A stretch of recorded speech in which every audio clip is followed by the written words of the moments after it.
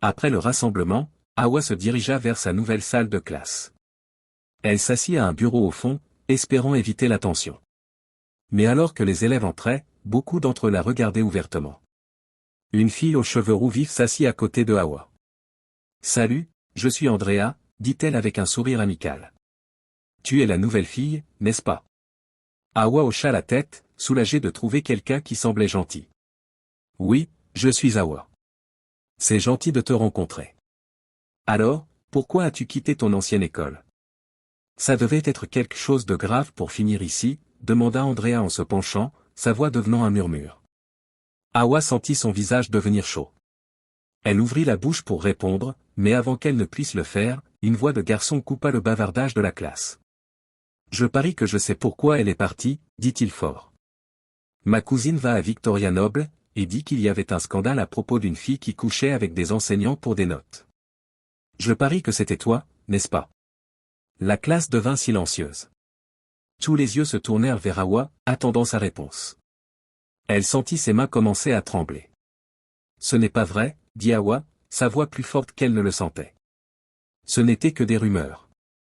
Je n'ai jamais rien fait de tel. » Le garçon ricana, « Bien sûr, c'est ce qu'elles disent toutes. Pourquoi d'autres aurais-tu quitté une si grande école pour ce trou ?» Andrea regarda Awa avec de grands yeux. « Est-ce vrai ? As-tu vraiment fait ça ?» Awa se leva brusquement, sa chaise raclant bruyamment contre le sol. « J'ai dit que ce n'était pas vrai, » répéta-t-elle fermement. « Je suis ici pour étudier et apprendre, comme le reste d'entre vous. Ce qui s'est passé dans mon ancienne école appartient au passé. » À ce moment-là, leur professeur entra, mettant fin à la conversation, mais Awa pouvait encore sentir la tension et entendre les murmures tout au long du cours. Au fur et à mesure que la journée avançait, Awa trouvait de plus en plus difficile de suivre les cours. Le style d'enseignement au lycée Ika était différent de ce à quoi elle était habituée, et les ressources étaient limitées. En cours de maths, lorsque l'enseignant posa une question, Awa leva la main pour répondre, comme elle le faisait toujours. « À la nouvelle pense qu'elle est plus intelligente que nous tous », murmura une fille assise à proximité. Awa baissa lentement sa main, se sentant en conflit. Elle connaissait la réponse, mais valait-il la peine d'attirer plus d'attention sur elle ? Pendant la pause déjeuner, Awa s'assiste seule sous un arbre dans la cour de l'école. Elle regardait les groupes d'amis rire et bavarder, se sentant plus seule que jamais. Andrea s'approcha d'elle, portant une boîte à lunch. « Ça te dérange si je me joins à toi ?» Awa hocha la tête, reconnaissante pour la compagnie, alors qu'elle s'asseyait. Andrea parla. « Écoute, à propos de ce que ce gars a dit en classe, je suis désolé. Ce n'était pas cool de sa part de répandre des rumeurs comme ça. » Awa soupira. « Merci, c'est juste que ce n'est pas vrai. Oui, j'ai fait des erreurs dans mon ancienne école, mais je n'ai jamais rien fait de si grave. Je veux juste un nouveau départ. » Andrea hocha la tête pensivement. « Tu en as un ici. Ce n'est peut-être pas aussi chic que ton ancienne école, mais Ika n'est pas si mal une fois que tu t'y habitues. » Alors qu'elle continuait à parler, Awa ressentit une lueur d'espoir. Peut-être pourrait-elle trouver sa place ici, après tout. Les semaines passèrent, et Awa commença lentement à s'adapter à la vie au lycée Ika. Elle gardait la tête baissée, se concentrait sur ses études et essayait d'ignorer les murmures persistants et les regards. Un jour, Monsieur Sam, le professeur d'anglais, annonça un concours d'écriture.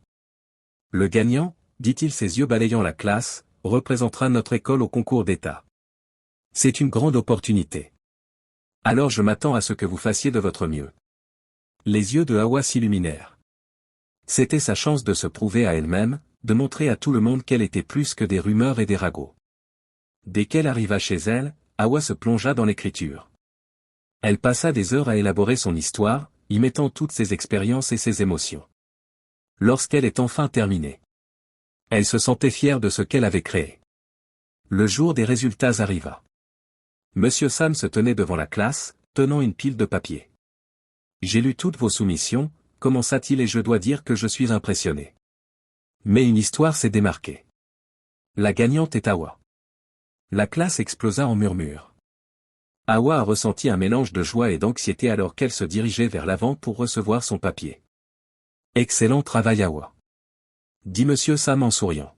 « Ton histoire était vraiment exceptionnelle. » Alors que Awa retournait à sa place, elle entendit un groupe d'élèves murmurer. Bien sûr, qu'elle a gagné. Elle a probablement utilisé ses vieux trucs pour charmer Monsieur Sam. Oui, je parie qu'elle ne l'a même pas écrit elle-même. Elle a probablement eu de l'aide de ses parents riches. Hawa a senti son bonheur s'effondrer. Pourrait-elle jamais échapper à son passé? Andrea, qui était devenue la plus proche amie de Hawa, remarqua son stress. Ne les écoute pas, murmura-t-elle. Tu as gagné à la loyale. Ton histoire était incroyable. Malgré le soutien d'Andrea, Hawa ne pouvait pas se débarrasser du sentiment de doute. Cette nuit-là, elle s'approcha de ses parents. Maman, papa, dit-elle hésitante. J'ai gagné le concours d'écriture à l'école. Ses parents rayonnaient de fierté. C'est merveilleux Hawa, s'exclama sa mère. Mais Hawa continua. Certains élèves pensent que j'ai triché. Ils ne croient pas que j'aurais pu gagner par moi-même. Le visage de son père devint sérieux.